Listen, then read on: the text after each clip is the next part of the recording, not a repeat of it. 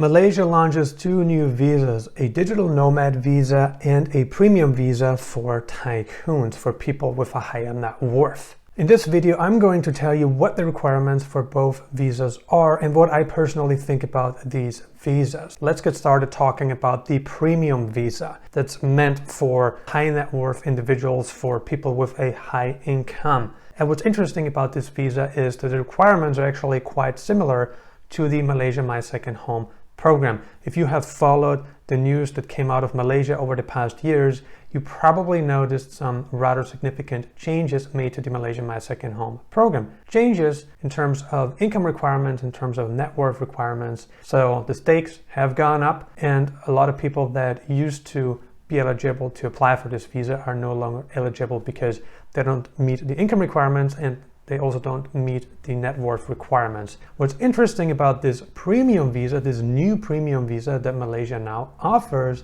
is that it is a 20-year visa, okay? But the problem is that Malaysia law prohibits the government from issuing a visa for more than 5 years. So the 20 years is issued in 4 pieces, okay, in 4 intervals. You get 5 years initially, and then after the 5 years are up, you can extend it. Well, hopefully you can extend it for another 5 years because nothing is certain. But anyway, Malaysia law pretty much prohibits that, so that's why it's broken down into 4 pieces. Now the question is, what are the requirements and can you actually qualify for this visa? Basically, what we're looking at here is you must deposit 1 million Malaysian ringgit into a local bank account. 50% of that money can be withdrawn for expenses such as medical care, such as education, such as home purchase. 1 million ringgit that's deposited, 50% of that can be withdrawn. The other 50% cannot be touched. And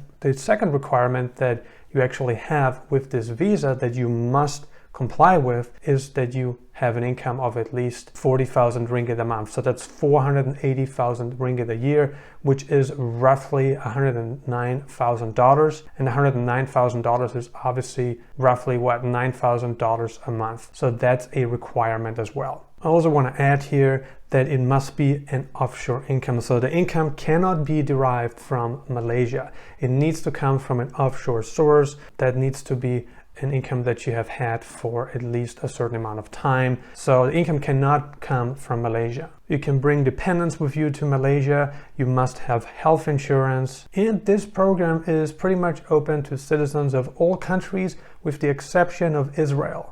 One of the best parts of this program is that there's no minimum age requirement, unlike what you're looking at when you apply for the Malaysia My Second Home program, where there actually is a minimum age requirement. With this new premium visa program, there is no minimum age requirement. So it doesn't matter if you are a 20-year-old millionaire or a very wealthy retiree, you can apply for this long-term visa that Malaysia now offers. That's very positive. Let's talk about the fees because that's very important as well. Malaysia calls it an application fee, and the application fee is 200,000 ringgit. Now 200,000 ringgit is not a small amount of money. In fact, 200,000 ringgit is roughly $42,000. So you're looking at a very hefty donation to the Malaysian government. This visa is not for free, and the processing fees are really much higher than what you're looking at when you apply for the Malaysia My Second Home program. If you apply as a single applicant, you'd pay 200,000 ringgit in application fees. And if you want to bring a dependent or more dependents with you to Malaysia, then you pay an extra 100,000 ringgit per dependent. Some people were like, wow, how can the Malaysian government make such a great offer? Because they offer a 20-year visa. Well, it is an extendable visa. It's not like you get 20 years right away.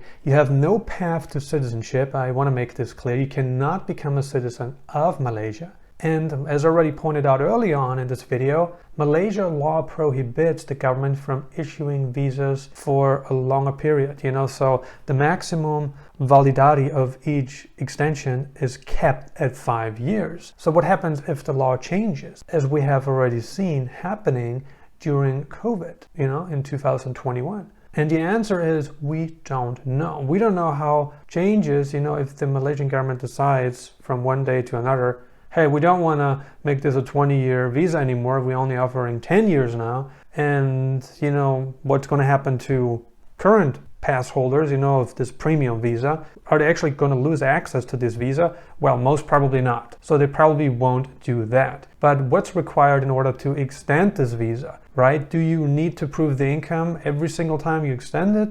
Do you need to prove your net worth? I mean, what's going to happen to this visa? Those questions remain unanswered. Of course, it creates uncertainty. I know exactly what happened here. You know what happened here? They were probably sitting in a large room, at a large table, and they were thinking, look at these foreigners. They're making more and more money. Our currency is going down the tubes. How can we extract the most money possible? What could we possibly do? What could we implement? People want a longer-term visa for Malaysia because they reduced the pass length for the Malaysian Met Second Home program. So probably thought, well, for the Malaysian Met Second Home program, we offer just 5 years right now.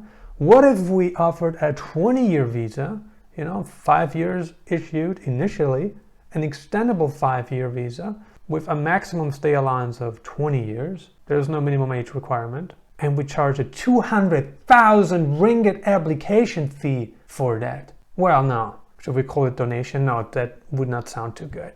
It would sound more sketchy.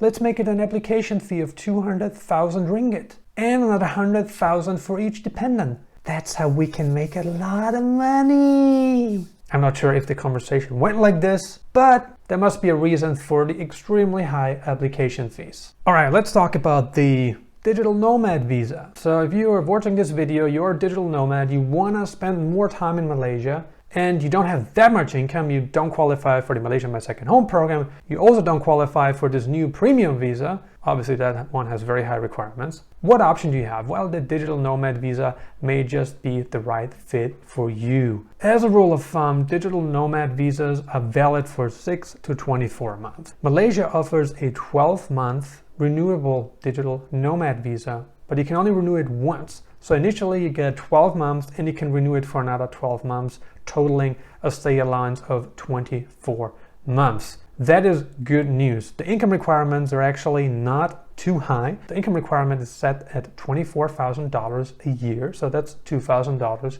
a month. You may also bring spouses and children with you to Malaysia. The application fees are relatively reasonable. It's 1,000 ringgit for the main applicant and 500 ringgit for each dependent. So I think the application fees are actually very fair, and I think the income requirements are also quite fair because if you want to support yourself in a foreign country, I mean, 2,000 in income is actually quite reasonable given the current times that we're living in. So I actually think that this visa is a good deal. I think the income requirements are fair. You don't really get tied to Malaysia in terms of, committing a lot of money, in terms of like proving that you have millions of dollars.